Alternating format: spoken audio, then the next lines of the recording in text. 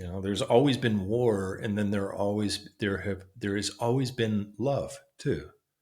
If you look back throughout all of history, human history as we know it, there's always been war in modern civilization, and yet love has prevailed somehow. Like how did love manage to make it through all of that? Throughout all of the wars and famine and things, plagues that have happened throughout history, somehow love made it? 2, 1, 0. Hi, and welcome to Stellar Life Podcast. This is your host, Orion, and today I have with me my good friend, Sam Morris. Sam is an incredible teacher. He's got an incredible moving story and just a beautiful human being. Sam Morris is the founder of Zen Warrior Training, an executive coaching program borrowing from the ancient wisdom of Zen philosophy, meditation, and breathwork practices. Sam trains high performers how to master the mind, body, and spirit and live from a place of a deep purpose and resolve. In this episode, we talked about a lot of things, and some of them are the illusion of the self, how to affect yourself and others, and how when you affect yourself, you do affect the collective. What is false awakening, and how to go through life with ease, regardless of hardships, regardless of painful situations, because everything is within you now. Also, one of the things that he mentioned that I loved is how throughout history, with famine and wars and a lot of bad things that happened to humanity, love prevailed. And now, without further ado, on to the show. Hello, Sam. Hello, Orion. How are you doing today, my friend? I'm so blessed to be here with you right now, and that's all that matters. Me too. I mean, we haven't seen each other for a long time. It has been a long time. 4 years. Yeah, since you are now like college age. No, just kidding. You're now boy, 4-year-old boy was just a mere infant. I believe he was maybe like 6 or 9 months old when I last saw you. I know. And you came in with your little dog, and they had a blast together, and he was laughing so much. That was so nice. Well, I'm very honored and I'm very happy that you're here today. And I know that this conversation is going to be phenomenal. Thank you for inviting me. Thank you. Before we begin, can you share one of your best childhood memories with me? One of my best childhood memories. Uh, yeah, I have this memory of when I was a little kid. I was probably about 4, I think, and I had this crush in nursery school on a girl named Amy Stevens. And she was just this cute little blonde girl. I was totally into her, and we were best friends. But something in me already wanted us to be more than friends. And she said, here's the deal. She said, I'll give you a kiss if you chop down my white picket fence in front of my house. And so her dad had a hatchet in his barn. And I literally went out and started to try to chop down the white picket fence so Oh that I my could get a goodness. kiss from The her. thing you do for love. Yeah, anything for love. That's right. That's right. I wanted to prove my commitment to her. That's so cool. And what happened? Her dad was happy about it. I don't even recall. I don't recall the outcome. I just recall. I don't know if I was there to find out, actually. Oh, that's. And like the brains of little kids are so fascinating. Oh my gosh. Totally right. I sometimes I really wish that I could be in that totally wild, open-minded, curious, exploring type of mindset again. It was such a wonderful time to be alive. And then I think about all the things that I don't like about that time too. And I'm grateful that I'm here as an adult. Yes. Um, can you tell me how you got here as an adult? I mean, your origin story. How did you become Sam Morris that everybody knows that does those beautiful meditations and all those beautiful things that you do? Yeah. Yeah. Well, it's a combination of things. I think some of the biggest factors were being surrounded by nature growing up. That was one thing that was very foundational to my life. I grew up on a blueberry farm in Maine. And so my experience of childhood was a lot of nature, a lot of connection to the outdoor world. And in nature, there's just you and peace and quiet. And that was something that became part of me, really, was me being in peace and quiet. And it wasn't until years later that I moved to Los Angeles where I was around all the chaos. But fortunately, I had that foundation of peace and quiet. And that peace and quiet coupled together with, well, a few things. One of the things that I think was a big influence on my life was my experience growing up of being an avid skier and snowboarder, which gave me a lot of flow state experience, like what it feels like to truly be in flow. So you're not only in quiet because you're in nature, but you're also moving through nature in a way where the mind goes into this state of total quiet and peace and stillness. And that experience is so profoundly more expansive than the sort of limited mind that we tend to carry around with us on a day to day basis. That, and I was also a musician from an early age. And I would find that when I was jamming with other musicians, I would enter this state that was similar to that experience on the snowboard or on the skis, where it was like everything sort of time just expanded, time dilated into that flow state. And the more my thinking mind would come on board, the more it would distract me from the music. It would distract me from the now. So those things were very big parts of my childhood and my early years and early adulthood as well. And then when I was around 16, I started to explore psychedelics as well and realized, wow, there are whole other ways of experiencing reality that I had no idea before.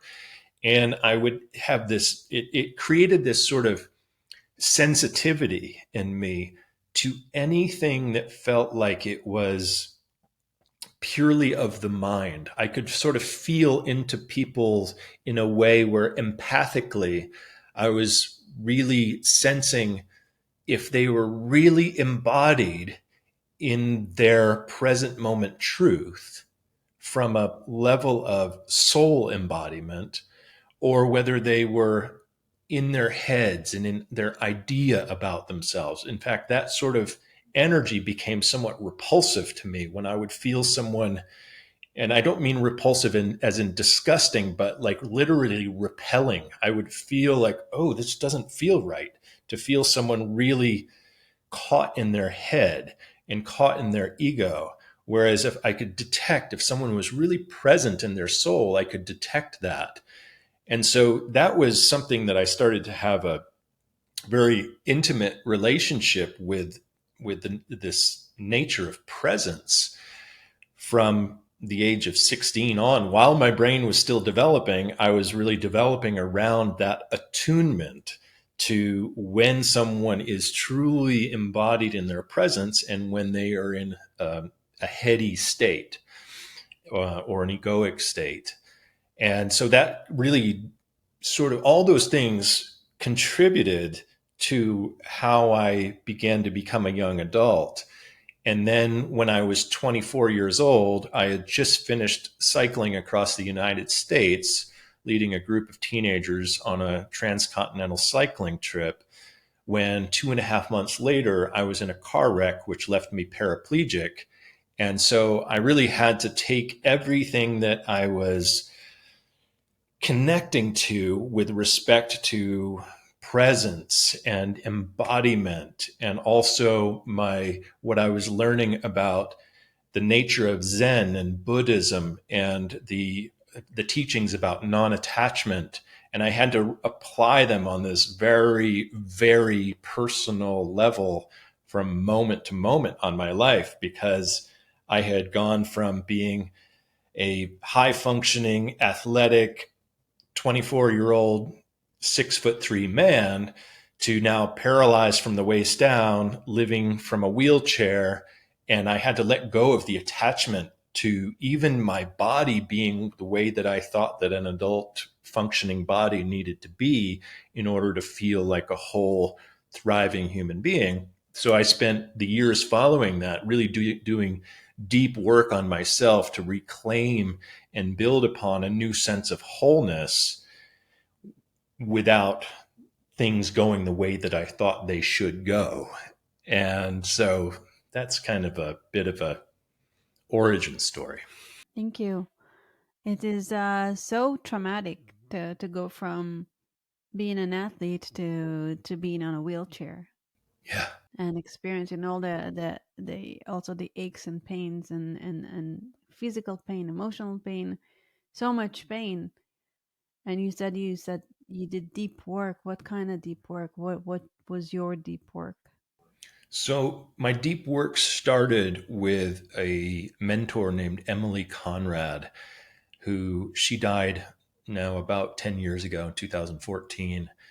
But in 2000, in early 2000, I started to study movement with her because she was the only person in the world at the time that I had heard about who had had any success in helping people with paralysis to recover function in their body. And so I was like, if there's one person in the world who can help me out, I'm going to learn from her. So I studied under her for a while, and she created a movement practice called continuum movement, which was extraordinary in its scope, because it was really about not only helping those with paralysis. That was kind of like that was like the leading edge of where she was going with her work. But her work was really about understanding that so much of the movement, even in able bodied individuals, was largely encumbered by the way that we have learned to use our bodies. Like, most people aren't really in their bodies at all. Most people are in their heads, using their heads to govern the direction of their body versus having a relationship with the intelligence of the body. And so her whole premise was, we've lost connection completely to the body. The body has been industrialized by society. It serves primarily a utilitarian role, and it's not meant to be that way. So her whole thing was, what do we need to do with meditation and movement and breath and creating sound vibrations and so forth, to really sort of let the body return to its evolutionary potential. Meaning, what do we need to do to go back to the type of native intelligence that the body had pre-industrialization, even pre-human, when we started to have it be taken over by this disconnection to nature? Like, what happened when we disconnected from nature, and how has it impacted the body? So her whole thing was, if you unwind the body's sort of dysfunctional human history enough and go into a sort of an evolutionary exploration, you can sort of re-excite the cells to start to move in and teach you in ways that you don't even know. Your modern mind is unfamiliar with what the body actually holds still in its native awareness. So her whole thing was about unwinding all of the conditioning of humanity and allowing the body to reclaim its evolutionary birthright. That sounds really grandiose, and I can't even have a picture of what like an exercise would look like, or Yeah, so it's impossible to even know without actually watching. If you see some videos, you can look at Emilie Conrad continuum movement on YouTube, and if you watch some videos of her moving, it literally looks like you're watching like an octopus or a jellyfish, because she has gone back even pre earth creature into the cellular potential of the aquatic origins of the body. So you see the body moving in these ways that's like, what is that? When I first saw her move, I was like, what am I seeing right now? This is crazy. There's this sort of undulating, um, I mean, I'm trying to even start to replicate it in my hands. There's no way I can even do it, but this undulating, fluid, dynamic movement where every part of the body was moving simultaneously in this totally open, exploratory manner, the way that an octopus would. And to see that that was actually a human body was blowing my mind. And so, anyway, I don't want to go off on too much of a tangent to take you away from whatever wants to follow, but it was a really powerful experience. no, maybe it's really important for someone that is listening right now to actually research that, or even just the reminder that, like, even me, I feel like I'm very connected to my body because I used to take dance classes, I used to take martial arts, and different type of dancing and some yoga, and I find myself disconnected from my body many times, especially in this day and age where life is really distracting and there is so much going on. Absolutely. There's more that is occupying the mind than probably ever before. And that can be a real liability. Yeah. So with everything that we are being bombarded with, and I feel like all those like YouTube reels and Facebook reels and Instagram reels, they're so fast. Like just like everything is so fast and your brain goes like, ah, I can't focus on one thing because I'm so used to eating this this quick cut candy, this instant dopamine hit. So how can we deal with this and heal from it? Yeah. Well, for one thing, recognizing just how addictive it is. And I know that I'm far from being the first person to say this. This is not a novel idea, but recognizing that even for me as well, I practice mindfulness and I teach mindfulness. I teach discernment, and I practice discernment inside of myself on a day to day basis. And I still find myself going into that scrolling dissociation space and looking for those dopamine hits, because they're really, I mean, they, it is incredibly addictive, and it seems to the rational mind to not have that much of a negative implication until we realize just how much time gets spent with it. Not only time, but also the way in which our minds are tracking the input that they're receiving constantly and normalizing around this being the way that the world is. No matter what that is, our minds, our subconscious don't know the difference between what we're feeding in and what is actually valuable for us. And so the subconscious gets trained to believe that this is ordinary. This is the ordinary world. This is reality. And so each one of us has our own version of crazy right now, because our subconscious are now being trained to believe that the feed that we receive is reality. And the feed that we receive, it's exactly the feed that we as individuals receive because everybody has a different feed. That's right. If I'll scroll on my husband's phone, it's going to be completely different than if I'll scroll on my mom's phone or my friend's phone. That's right. So we are further isolating ourselves into a an individual egoic reality. And there's nothing wrong with an individual reality, because we all have subjective reality. And that's it's always going to be the case that we always have a subjective experience. but it gets muddied and distorted by a specific type of individual reality that we did not create ourselves, which is being fed into our subconscious to believe that that is reality. And it's the trick is that our subconscious doesn't know the difference between what it sees and what is actually reality. So it's we're all creating our own version of crazy for sure. Right. So, and I don't know if it's like some secret governments that are dictating for us what we need to see, or that the AI is already independent and it dictates to us what it is. It's almost like we are really are immersed in the matrix. Even if we just talk about social media, almost everyone that I know is so immersed in this matrix. I couldn't agree more. Yeah, there are some people that are detached, but very like the largest percent of the this world's population, I think, is so immersed in this matrix. And you teach mindfulness and mindset, and I teach subconscious and hypnotherapy and all that, and yet both you and I still fall into that trap. So maybe you can teach me how to get out of it. Yeah, yeah, it's and the thing about it that is so challenging too is that the mind is naturally seeking comfort and refuge.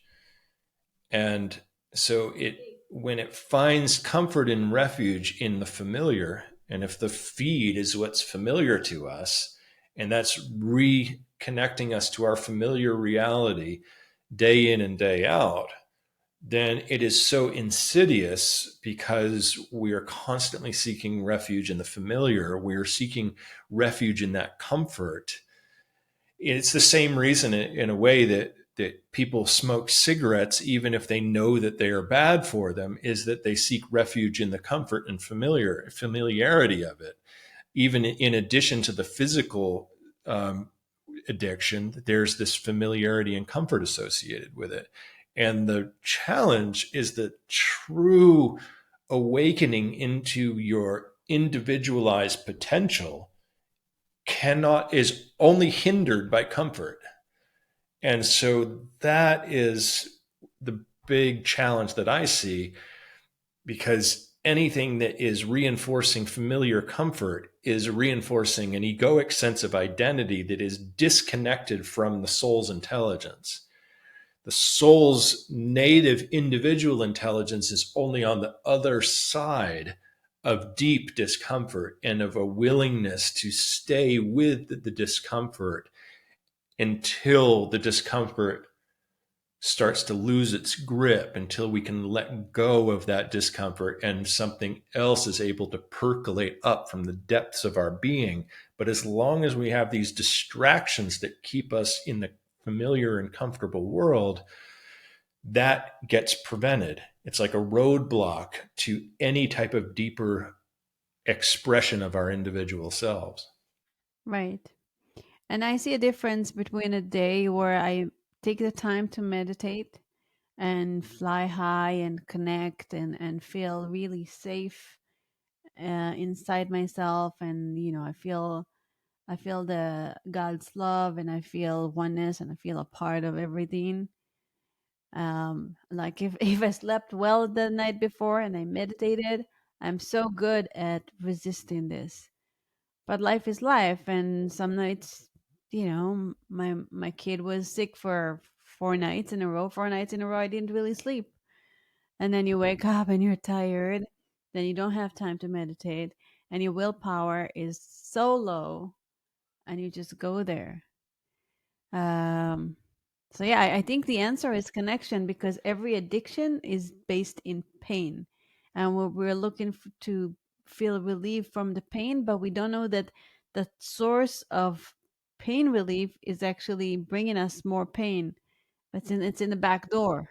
Yeah, it's so true. It reminds me of something that Emilie Conrad, the continuum teacher, said with respect to technology. And this was only in the early years of the internet when she was saying this, and it's only gotten more pronounced since then.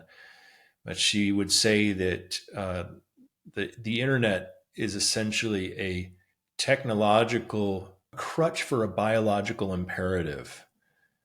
So essentially, there's a biological imperative inside of each and every one of us to create connections outside of us and with nature and the globe, and really eventually the cosmos as well. That is actually a biological imperative that we've found a replacement for, like a technological replacement for that biological imperative. So I think in a similar way, what is happening with AI almost also and everything related to social media as well is it's also a technological crutch for a biological imperative. So what our systems naturally innately want to do at the level of biological, when it gets replaced by something that's technological, our systems on some level recognize that as a positive, but it's the positive is actually in a certain way the negative, because it's taking us away from our agency to do that on an organic level. Yeah, that's true. Nobody remembers phone numbers anymore, including myself. And and now with ChatGPT, like you can write an incredible essay in 5 minutes and get an A plus. And this is just the beginning. This is just the beginning of the beginning of the beginning, and just touching. Like we're going crazy, and we're just touching the tip of the iceberg. So I guess going back to the blueberry farm and connecting to nature and hugging a tree might be the best solution for to everything. Right, right. So who do you think we will be in like 5 years or 10 years, even maybe 10 years? Gosh, I don't know. I have no idea. I think it's bigger than I can even imagine because it's so fast. And I'm like I'm just looking at the Middle East right now, and I'm looking at the Iranian octopus that is like sending his like terrorists in Hezbollah in Lebanon, and kind of like keeping all the Lebanese hostages in their own country. And then I see like that, he like they control Gaza, like the Hamas in Gaza, and the Houthis in of Yemen, and all those like those big arms of terror everywhere. And everything's heating up, and the US wants to get involved.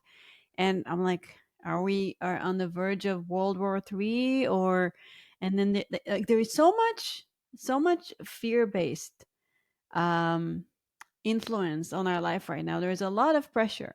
There's the social media. There are the global wars. I have no idea what the future holds. If you ask my husband, he's like, "It's all for the greatest good. Everything is amazing. We're on the verge of awakening. This is awesome." And me, I'm just like, "No, this is stressful. I hate it, and I'm afraid of the future." Yeah, yeah.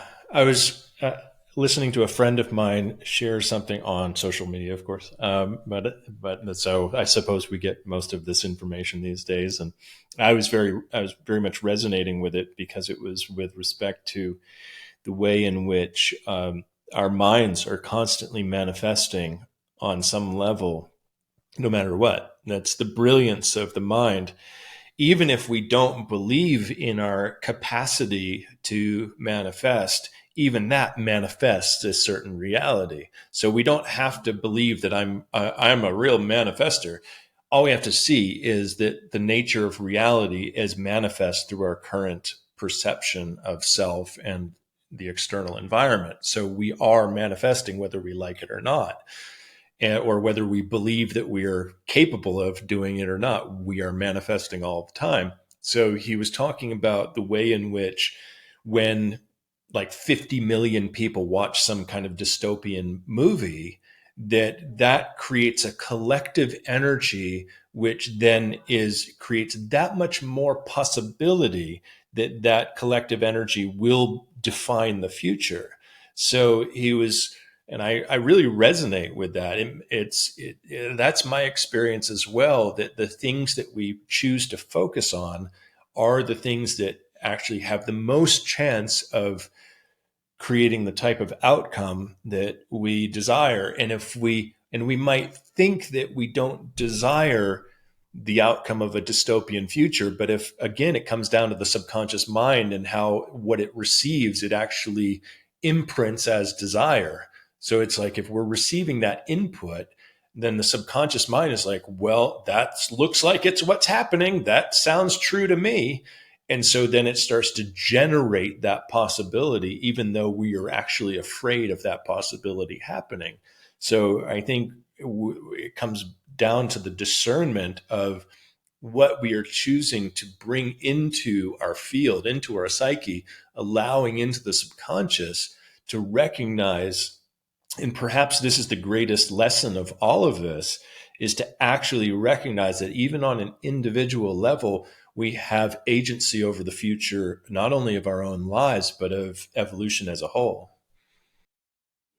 Yes. Now, do we have agency over everyone's future, or do we have agency over our own individual future? And how does our agency affect the agency of the other billions of people that live on this planet? Well, we could look at the two as being totally integral, couldn't we, really? Because on the one hand, um, for one, I think we have to start with recognizing that the personal self is largely an illusion to begin with. And so, but it is the focal point over where there is some type of ability to somewhat control or dictate outcome, depending on what I choose to do. It's going how I choose to put what types of foods I choose to put in my body is going to dictate how I feel in a few hours. So if we expand that beyond into who we choose to interact with, the ideas that we choose to consume, etc., that is going to then affect this localized personal being. But at the same time, one can never separate their own individual being from the greater humanity as well. Even this conversation, you and I are both going to leave this conversation with a certain type of integrated and integral experience that actually is shifting the timelines of human potential simply from this conversation alone. That can't not to overinflate anything. It's just reality. This is the same reality as two people having a conversation over lunch about their issues with their boss. That is going to shift the timeline of their collective reality, and it's shifting the timeline of the collective reality on some level of the greater whole as well. And so it brings it back to this moment of recognizing that we are, while our contributions might seem infinitesimally minute, they are also very important on a certain level too, because it is the spirit of those conversations really that has an impact not only on the two people or the three people having the conversation, but also on the greater possibilities outside of us, our worlds too. So I want to create a reality where there is world peace. People love each other. They just love each other. They're in love with each other. They smile at each other. They wake up happy every day. Everybody's healthy, and nobody is addicted to social media. How do I do that? I really want it. I do not want to focus on the fear, and yet sometimes fear consumes me, especially because my family is in Israel right now, and there is a war going on three fronts. What can bring peace from the inside out? So something that each one of us, no matter who we are, gets a way in which we create unnecessary obstacles towards that vision on an individual level is getting caught in the drama of the pendulums that are always existing outside of us, that are always existing in the outside world.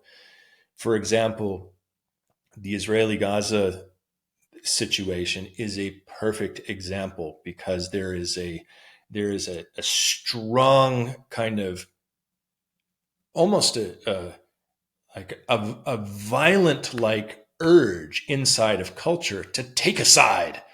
This is wrong. You either take this side because this action is wrong, or this side because these people are wrong. And there's this energy around it that really is this very consolidating type of warlike violent energy, even inside of the culture. Even people who don't even have any direct involvement, there's this insistence around taking a side, and especially the closer you are to the culture itself, the more that insistence is going to be insisted upon. And so this is something that requires a really nuanced level of self-awareness, because the mind wants to do that, because we are so tribal in how we orient. We want to be like, yes, there is a right and there is a wrong, and it's a clearly defined right and wrong here. Well, okay, on some level, maybe yes. And on some level, if we actually want world peace, we also have to neutralize internally that desire to side against a perceived other, because the other is an illusion. There on a certain level, the other is a perceived opponent. On another more broad cosmic level, the other is just the mirror for the one, essentially. And so it's a very nuanced thing to neutralize one's energy around this oppositional side-taking type of orientation. So there is a murderer on your door that is claiming, I'm gonna come and kill you and your kids. And you're saying to me, stay neutral. It's not real. Don't take sides. And for me, I'm like, ugh, oof. How can I not take sides if my family is at risk from all the bombs that are dropping there? Sure. It's really not possible in the experience of trauma, because in the experience of trauma, one system is completely hijacked by that trauma. So it's up to those who are not currently embodying trauma to really work with the trauma of the larger cultures as a whole, recognizing that we are all participating on some level, even if we are not seemingly personally involved. We're all personally there. So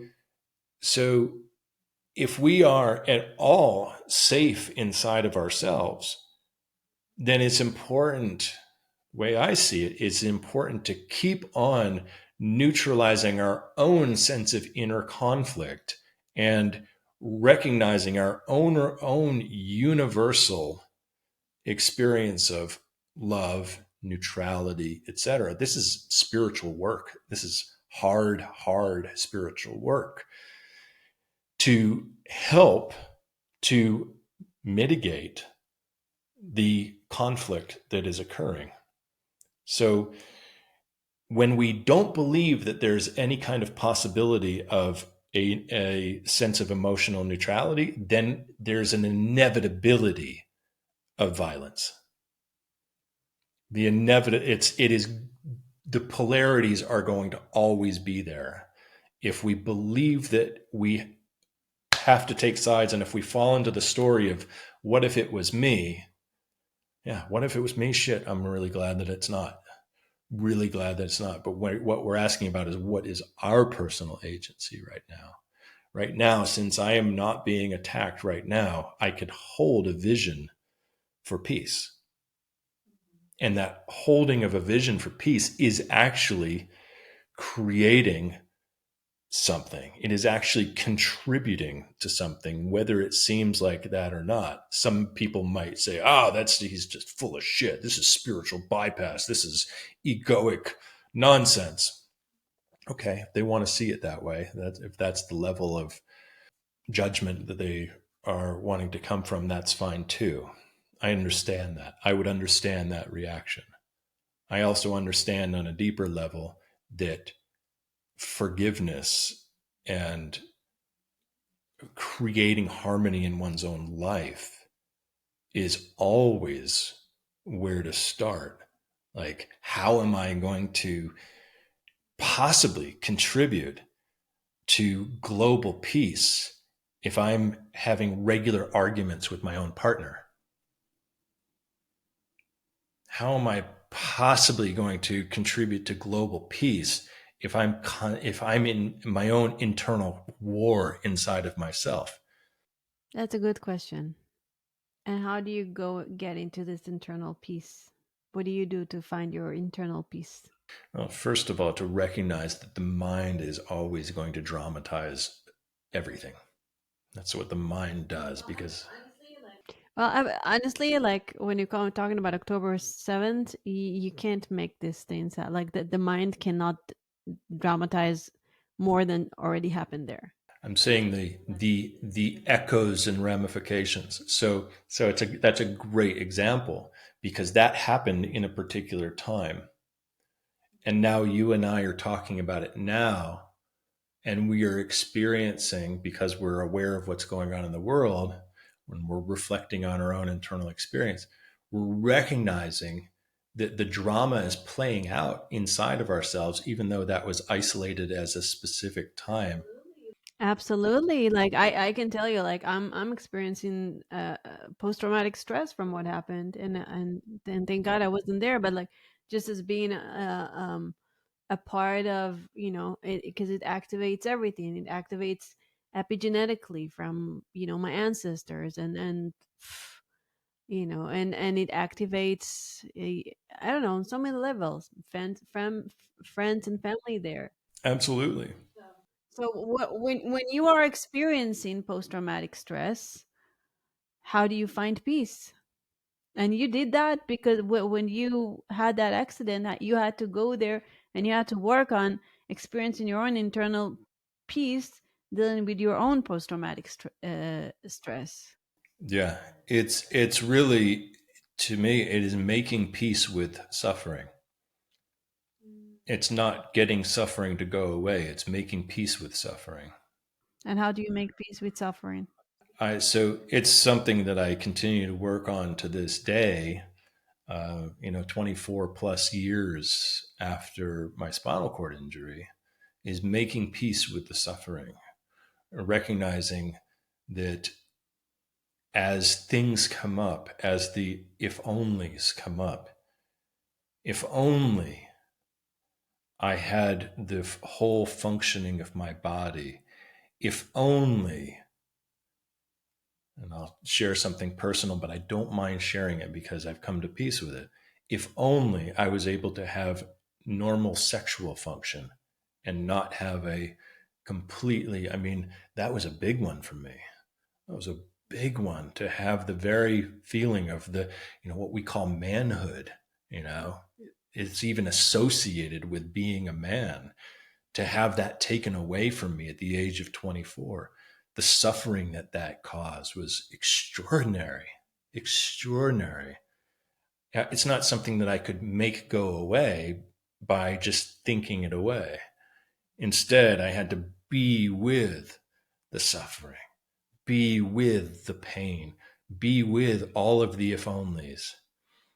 And so this is occurring to us internally on an individual level all of the time.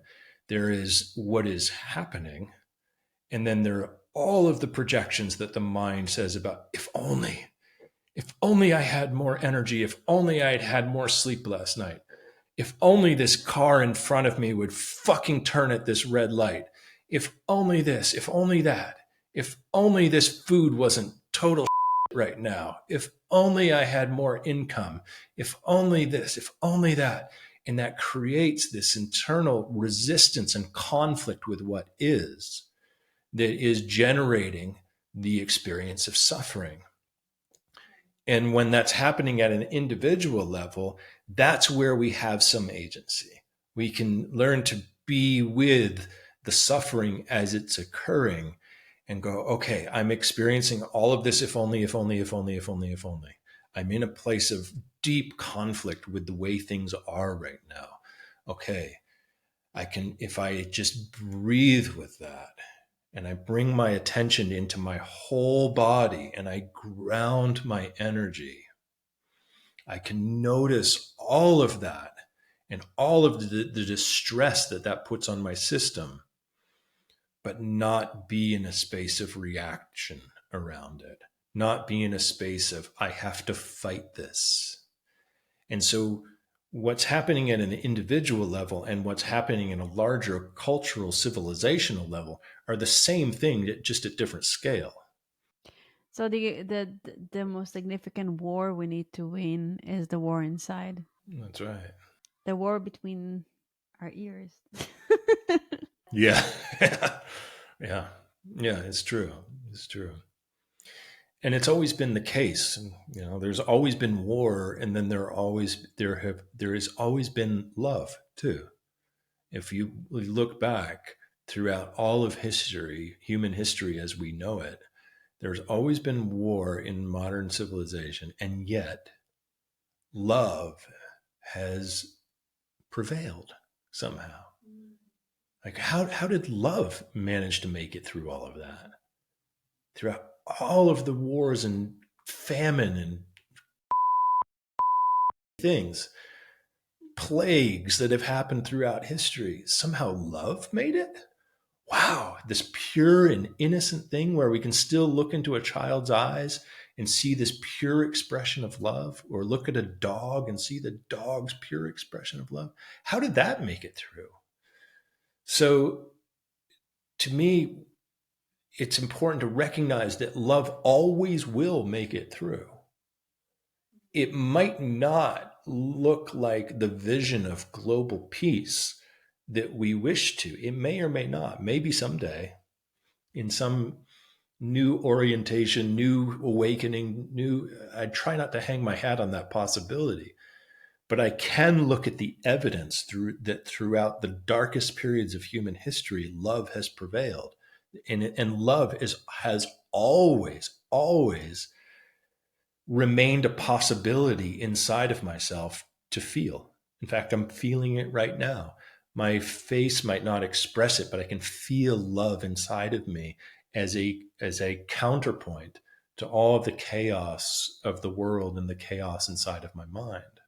That's beautiful. The answer is, as cheesy as it sounds, is always love. There is no other answer ever. Yeah. And my hope, when we're speaking of global peace, my hope is that enough people experience that at an individual level that it spreads like I was going to say like a meme, but even a meme is an idea. And what we're speaking of is not an idea. Love is a foundational consciousness.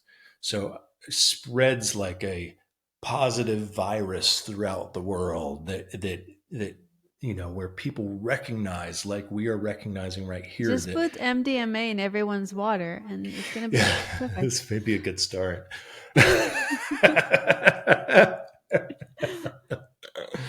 mean, it's an interesting. I mean, I laugh, but I wonder. Sometimes I wonder because I don't know who I would be or how I would orient around my personal reality and the greater reality of the world had it not been for these very expanded psychological states induced by MDMA, psychedelics, etc., that showed me that there was a different way to be, that we did not have to be constrained by the violence of mind. Beautiful. You said that psychedelic journeys opened up your mind to experience different realms, different ways of being, that are bigger and more expanded than this current human experience that is very small and narrow and restrictive.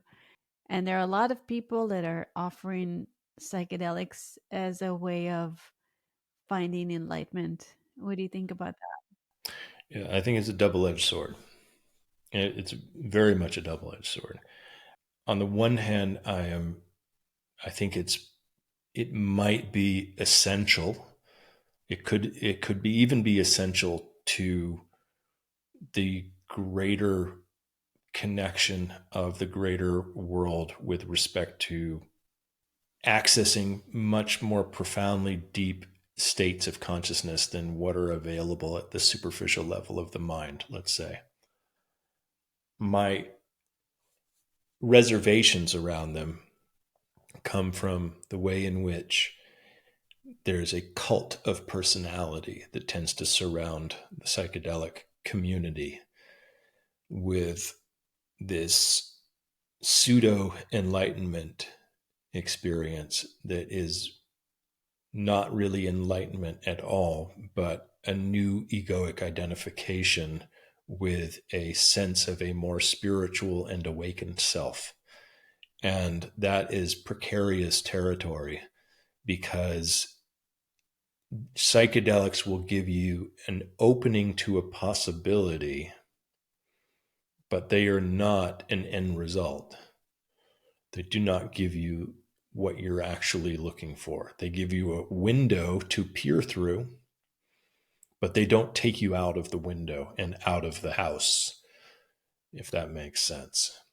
So it's like, oh, wow, an open, expansive space outside of the house of my mind. Wow, that's incredible.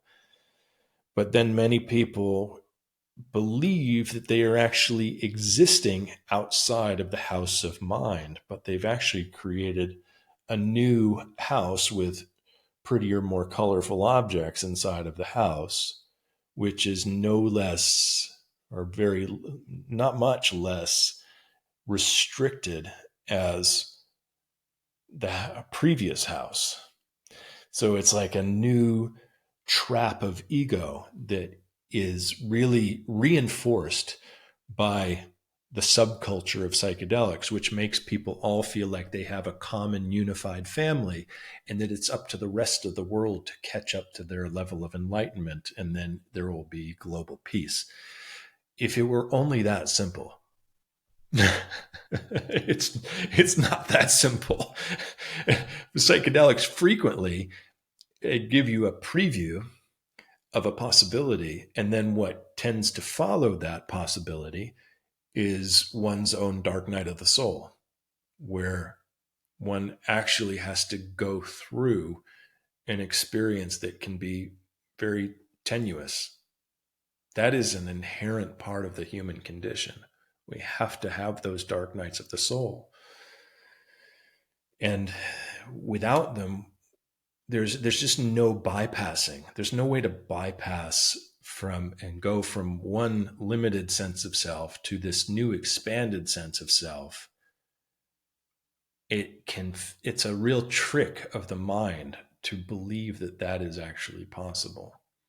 So there really has to be a real sense of a death of sorts, a death to this illusory notion of a personal self, to recognize anything that is a more actually truly individuated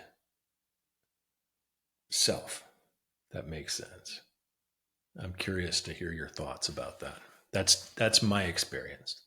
that? I think psychedelics can be incredibly helpful for people if they are done with the right person and in the right container.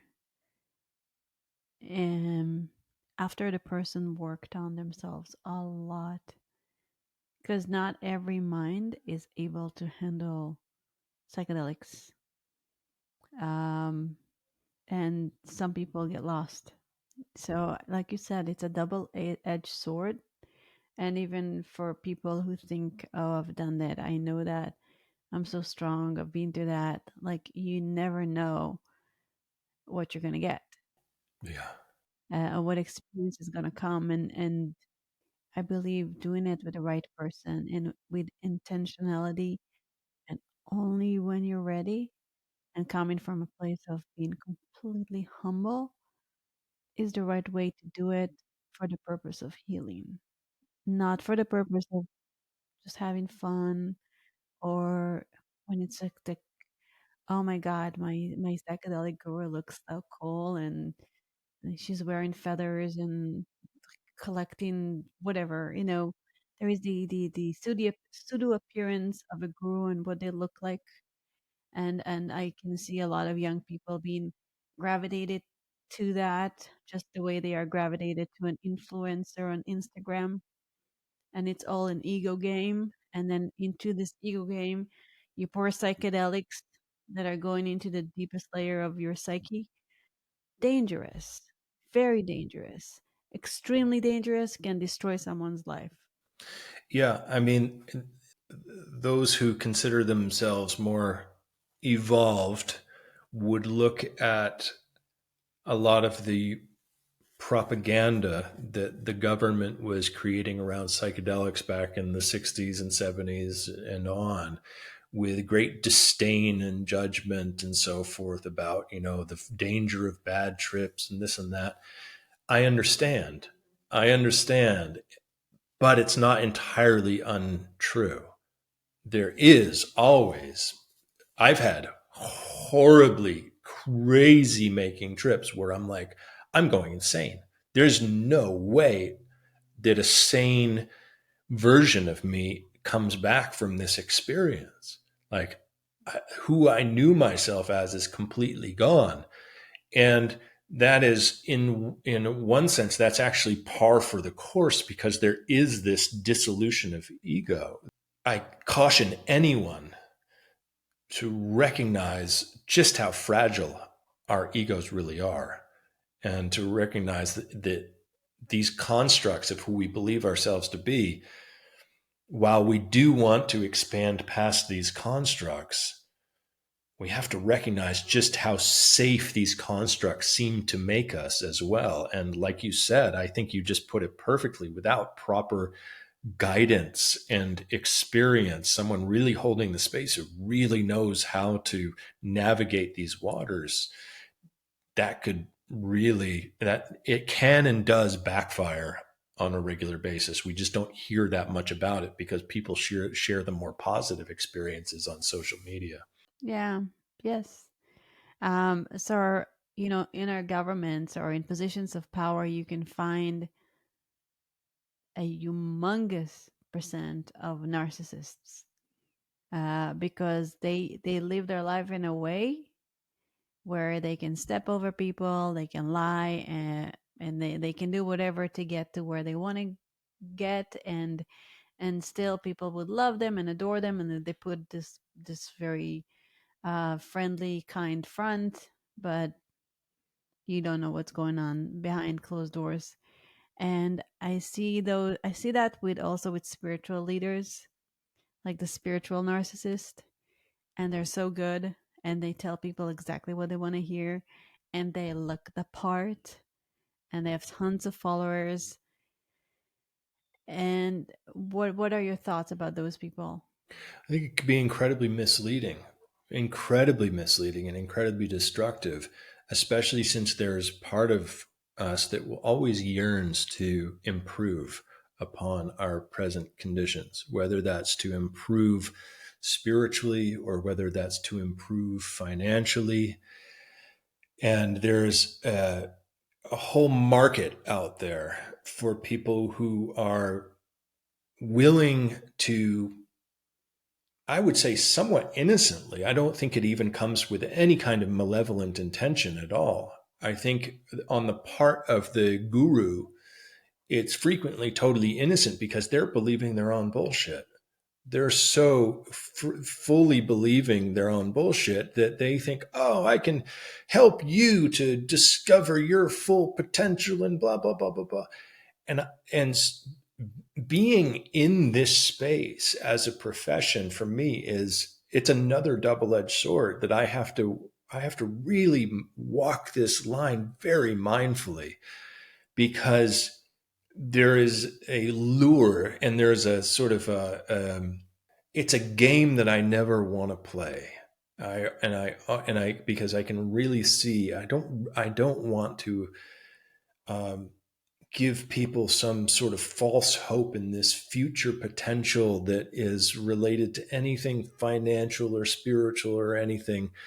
And so it's a world where I personally and professionally, I swim in these waters in a way where I try to be incredibly mindful of that and just communicate what feels deeply true to me and resonant.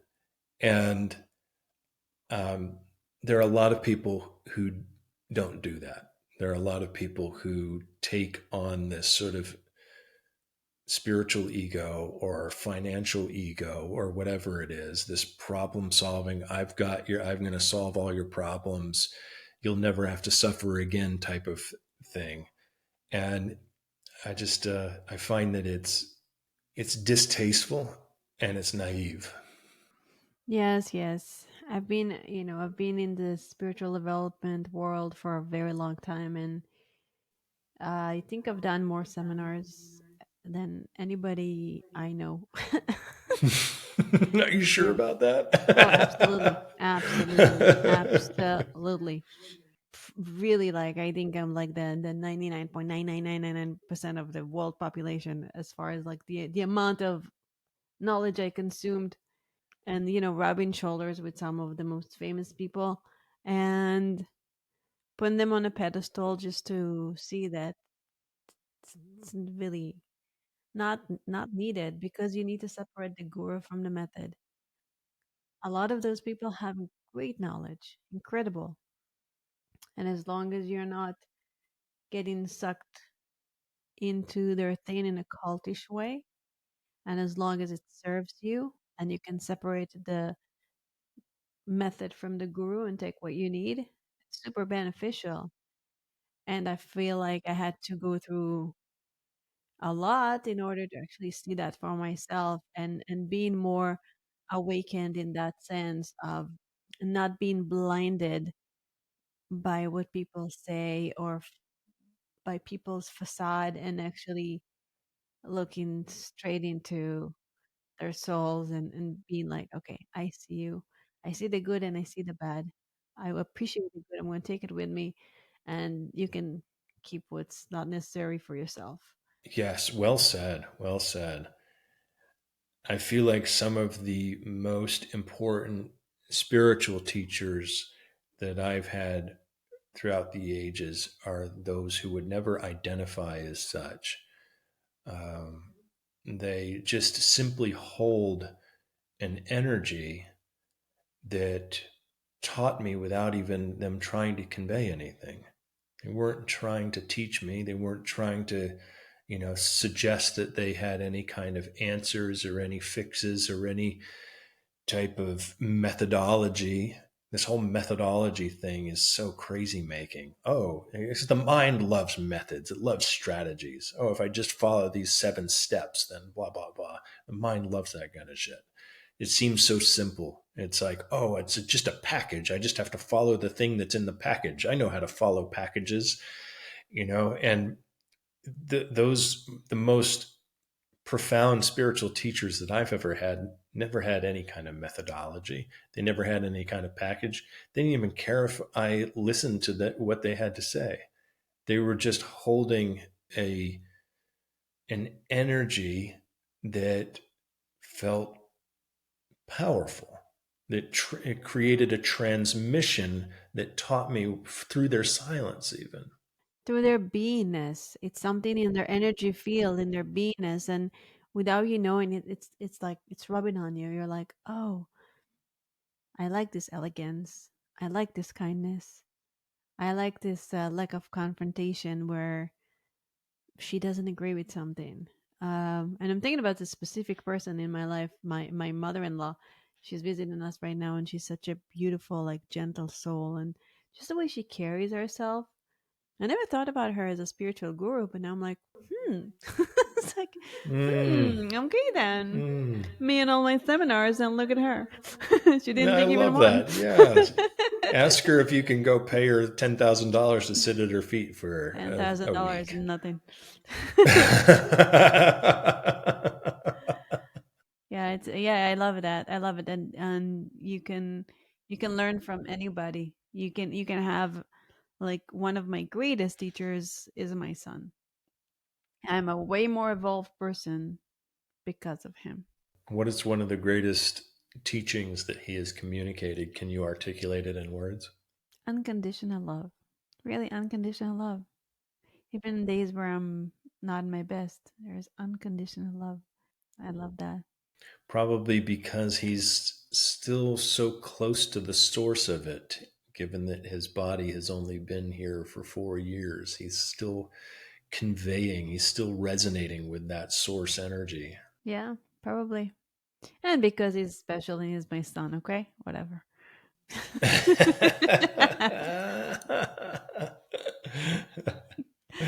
Yeah. Well, Yeah. awesome. What are your three top tips to living a stellar life? Three top tips to living a stellar life. Well, for one thing, stop using your phone so much. That's one. Yes, yes. That will make my life like the best life ever. I am not. I'm actually doing better. I keep like crying about it, but I'm really, really much better. So that's good. Yeah. Yeah. Well, yeah, it's a big one. I'm better. I don't drink as much as I used to. Just one, three, 4 bottles a day. No, I am doing better. That's good. I love that. Another tip that I find very personally helpful is recognizing the musician in you, even if you don't identify as a musician, recognizing that music is a living, breathing entity that exists inside of all of us.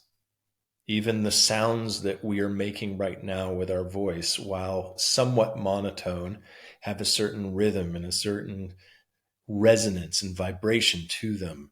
Everything is happening in rhythm, everything is happening in a vibrational context. And when you can recognize that you actually have agency, one of the greatest things about music is one can recognize that they have agency to work with those vibrational frequencies. As a result, that naturally extends to the world around us. We can communicate vibrationally with one another, and that vibrational communication reminds us that we are more than mere mental objects.